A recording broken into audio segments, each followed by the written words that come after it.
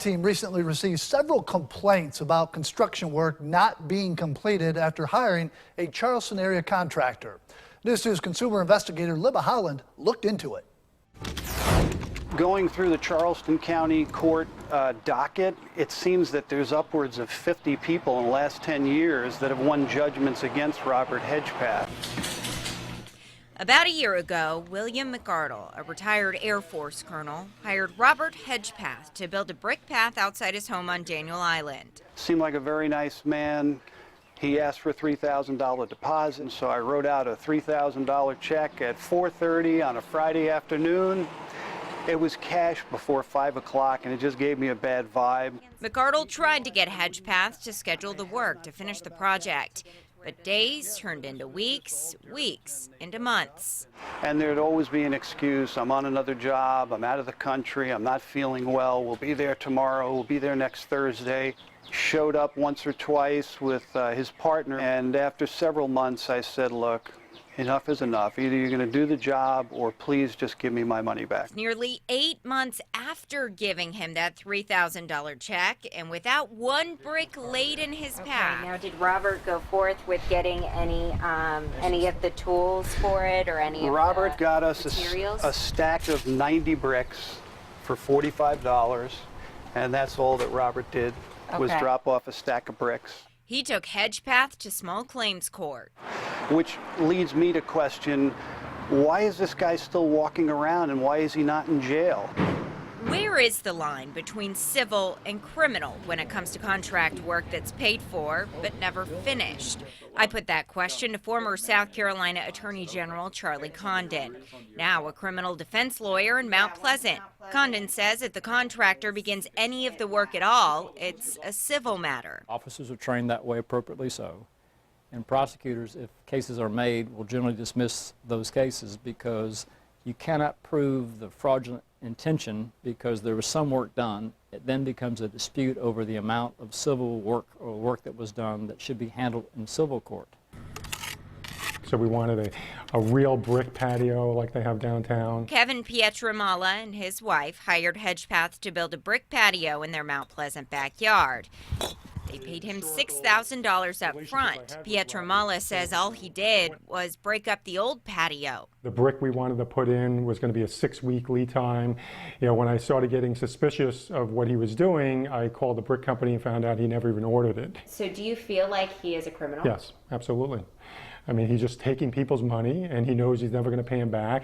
I dug through court records and found many similar stories. Dozens of civil cases against Robert Hedgepath dating back to 1999. The reason that we got in touch with you is because we learned that there are so many other people who have been scammed out of money by Robert Hedgepath, and it's been going on for 10 years now. I checked with the agency that issues licenses to South Carolina contractors, and Robert Hedgepath doesn't have one. His home builder's license lapsed in 2008. His specialty registration lapsed in 2005, and his home inspector license lapsed in 2004. I wanted to ask Hedgepath about these claims myself. There was no answer at the address we found for him in Mount Pleasant, but I was able to get him on the phone. Hello? Hi there, I'm looking for Robert Hedgepath. Speaking. He didn't talk long, and he gave me several excuses for why he could not meet me in person. But when we talked again a few hours later, I asked him about one claim that he still owes $320,000, another that he owes $6,000. Hedgepath said, quote, "What's your point with this? So does just about every other builder in this town. That went on way back from when the economy went bad." Hedgepath went on to say, those are being dealt with and have been dealt with. In that same phone conversation, Hedgepath told me that several of the cases against him are now settled. Colonel McArdle won a court judgment against him, as did another man, Joe Saccharin, who you'll meet tomorrow night in part 2 of my report. But as of today, neither one of them received a cent. Libba Holland, News 2. Libba, thank you. Remember, if you have something you want the I-Team to investigate, email us at iteam@wcbd.com. You can also call the I-Team hotline at 843-216-4949. A North Charleston woman was killed in a disturbing accident in Somerville. It happened at the Bigby Coffee drive-thru, and it happened earlier today. That's where we join News 2's Colby Thielen with this tragic accident out there. Colby. Yeah, it was a very bizarre accident that happened here in the drive-thru line of Bigby Coffee. We spoke with a close family friend who said that 28-year-old Pamela Page was paying for her coffee here when she dropped her credit card. When she opened the door to retrieve it, her foot slipped onto the gas pedal, driving her car into the wall. An autopsy revealed that she died of blunt force trauma to the head and neck, which likely occurred when she was hit with the driver's side door.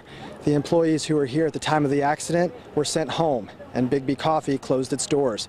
The owner told us that they would reopen at 2 with the new set of employees, but after consideration, decided to remain closed for the rest of the day. They declined to comment on what happened this morning, saying they wish to respect the victims' families and the employees that were affected. Now, tonight, friends and family are reaching out, expressing their shock and disbelief on social media, saying that the accident took the 28-year-old mother of 3 far too soon. We'll have more on this report tonight on News 2 at 11. In Somerville, Colby Thielen, News 2. Colby, thank you. Also this morning, a deadly accident on I-26. 33-year-old Randy Snell from Somerville was driving west near mile marker 200. This was just after 12:30. He ran off the right side of the road down an embankment, then hit several trees. He was pinned in the vehicle, had to be removed by the fire department. Snell was pronounced dead at the scene. A second suspect in the murder of a teenager near Northwoods Mall will stay behind bars for now. Bond denied for 22-year-old Jamal Drayton this morning. He turned himself in last night. Police were searching for him since Friday night when 15-year-old Derek Roper was killed during a drug deal in the Olive Garden parking lot. Calvin Bennikin behind bars for the shooting as well. Both men charged with murder. Right now, you're taking a live look as the town of Mount Pleasant is holding a meeting to give you the latest update on the widening of Highway 41 in Mount Pleasant. They're talking about their plan to add more lanes to the 4.5-mile stretch from Highway 17 to the Wando Bridge. Both the town and county put money into the design and some temporary fixes, but the big unanswered question is, where's that money coming from for the construction? The early estimate, it could cost around $100 million, but Mount Pleasant's transportation director says the project is still in the early stages.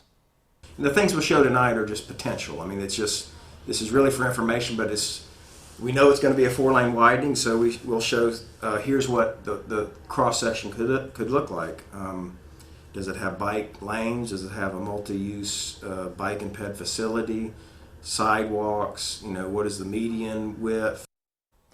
And don't expect major changes anytime soon. This is just the start of the process. It can take anywhere from 4 to 6 years. 2019, the earliest we will see construction. We'll bring you updates from that meeting tonight on News 2 at 11. Governor Nikki Haley says it's imperative that federal officials stop sending nuclear materials to South Carolina. Governor Haley wrote a letter to Energy Secretary Ernest Moniz saying to stop or reroute a shipment of 331 kilograms of plutonium, which is coming to the Savannah River site from Japan. Now, tons of plutonium have accumulated over the years at the former nuclear weapons complex. Our state is already suing the federal government over what Haley has called its broken promise to finish the mixed oxide fuel facility. The lawsuit seeks daily fines of $1 million and the removal of that plutonium. The North Charleston City Council is considering giving their oldest fire station a second chance. The station on Reynolds Avenue has been vacant for the past year, and now the city will propose donate the building to the local nonprofit, the Sustainability Institute. This institute works with many people in the North Charleston area, and this partnership would not only put them closer to the communities they serve, but helps the city fix up a building that would otherwise be neglected. We believe that this will help us breathe a little more life in there, get some more traffic in there, get a redevelopment of a very nice old building, get some historic preservation from that for the city, and also provide services to the neighborhoods the Sustainability Institute serves as they go forward. The proposal will be read for the first time during tomorrow night's City Council meeting. If the donation is approved, the Sustainability Institute estimates renovations costing several $100,000. Coming up on News 2 at 6. We'll tell you how to keep yourself safe from the latest round of scams coming up.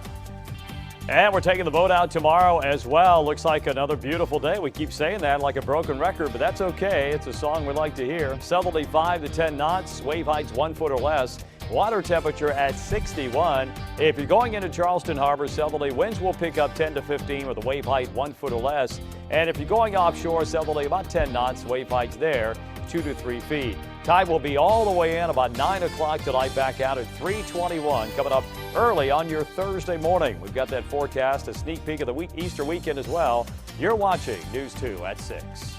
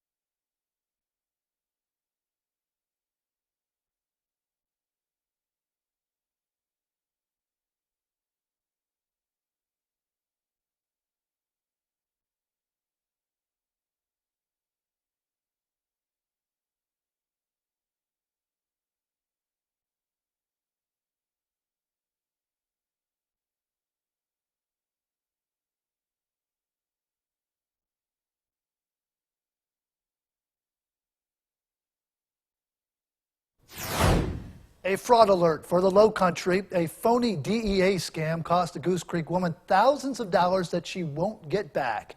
News 2's Travis Rice joins us with the studio with the convincing con men and the women who fell for it.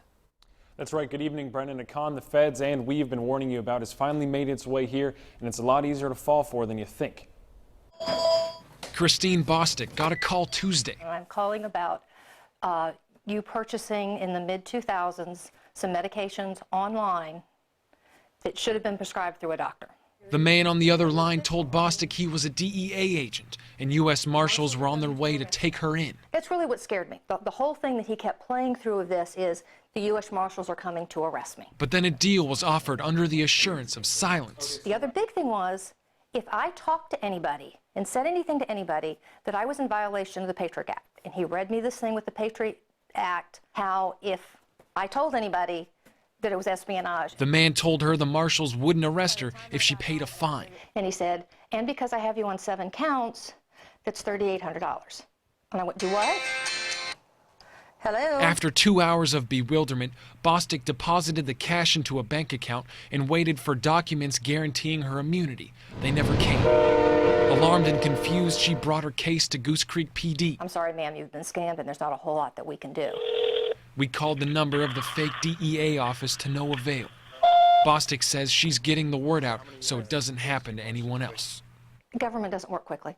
Government doesn't work in minutes. Government works in days and time. So I should have known. That should have been a red flag that we had to do this now. It is not fair to take people's hard-earned money this way, to scare them and intimidating into giving them money.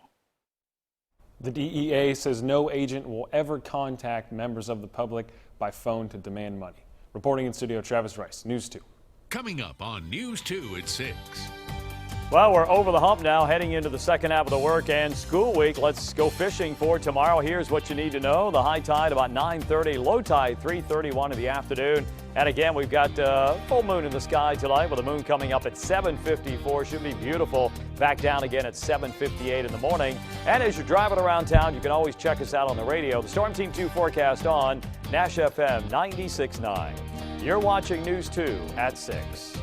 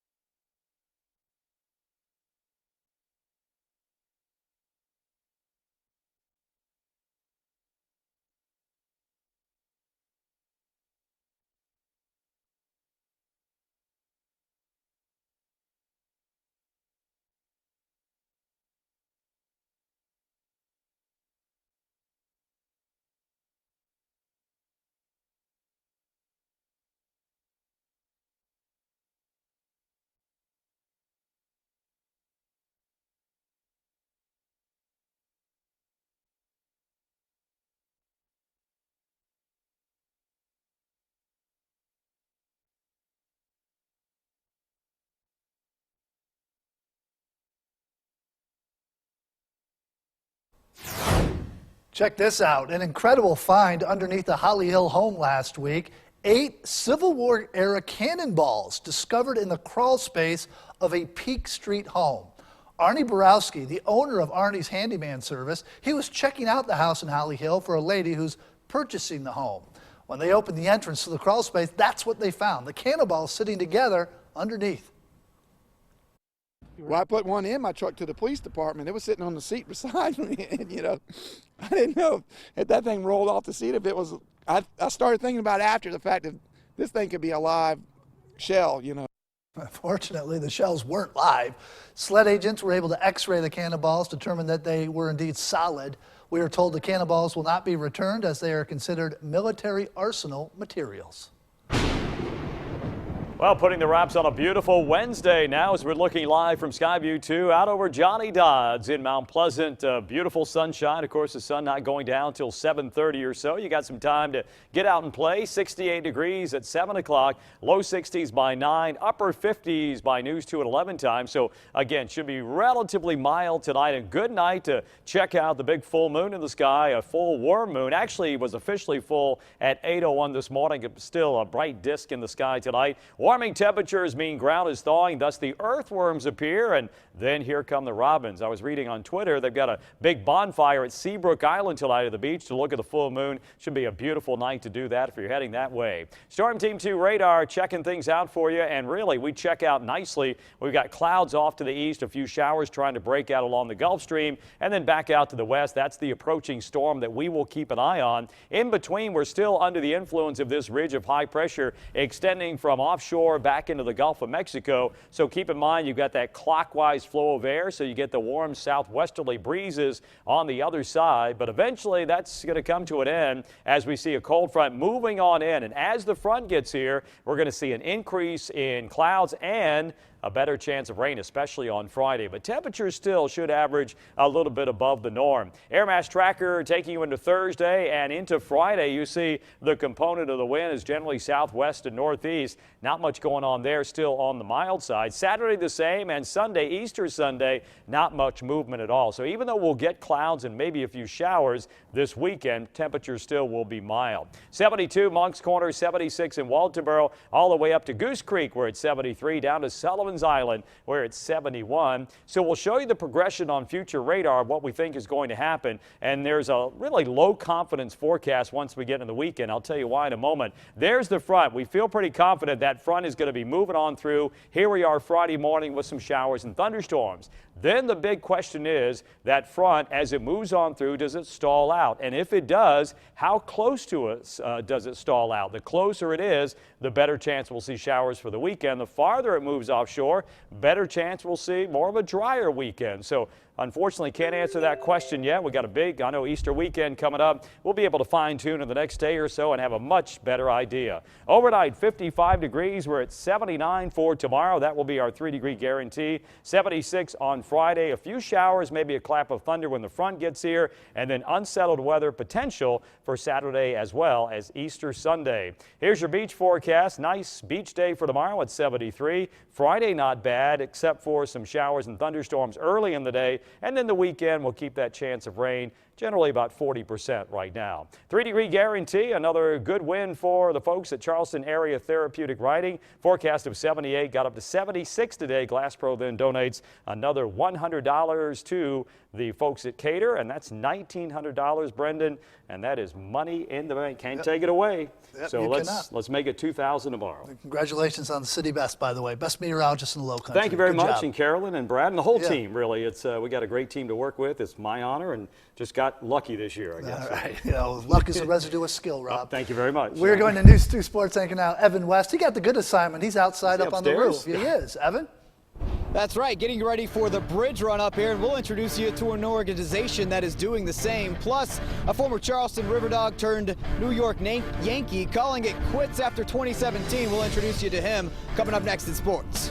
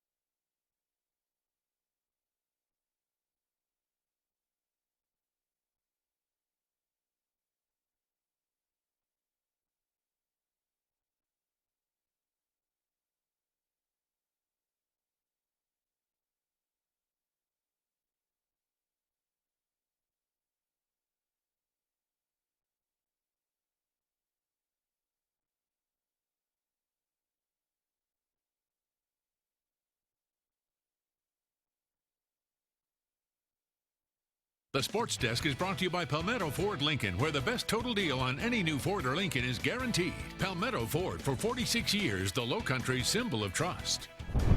Evan West live from the rooftop here at the News 2 studio in Mount Pleasant. You're wondering why I'm up here, and I will tell you why, but you're going to have to wait on that. We're talking football right now. Things are getting chippy for both the Gamecocks and the Tigers. We'll hear from Clemson later tonight, but in Columbia, Will Muschamp is making his mark with the defense. One of his quarterbacks already hurt. Linebacker Bryson Allen Williams says the aggression on the practice field is a sign of things to come on game day. It's different. Hot tempo, it's very, a lot of install, a lot of schemes, that's going to help us win games in the SEC. And Coach Muschamp is a great coach, has great defenses in the SEC. So why not want to learn from him? Why not want to play under him? In 10 short days, there's going to be a long line of runners running over that bridge. Another Cooper River Bridge run on tap, but we're talking about one organization today who's making a big difference in this community. It's Louie's Kids, whose goal is to have families combat obesity. It's a nonprofit, but its mission is much more than that goal. We have a couple of kids in this current program who've not only ran the bridge run with us last year, but have lost as much as 40 and 50 pounds over this past year. What started as a mission to help has turned into an opportunity to seriously change some families' lives. Same pitch. And a former Charleston River Dog, Alex Rodriguez, is going to retire after the 2017 season. That's when his 10-year, $275 million contract are up. Of course, Yankees fans will miss his home runs, but I have a feeling they won't miss his attitude. That's it for Sports from the Rooftop. We will send it back downstairs to the studio. Guys?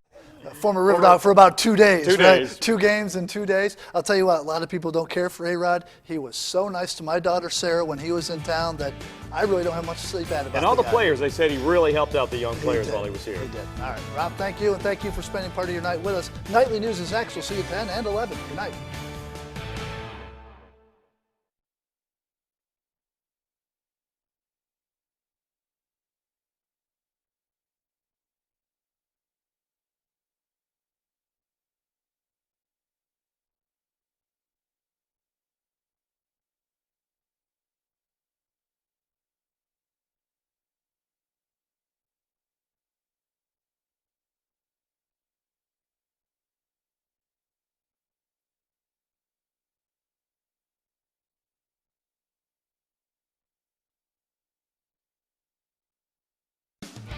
Tonight on News 2 at 11, a young mother dead after going through a local drive-thru. We're looking into the circumstances that led to her tragic death. That story tonight at 11 on News 2.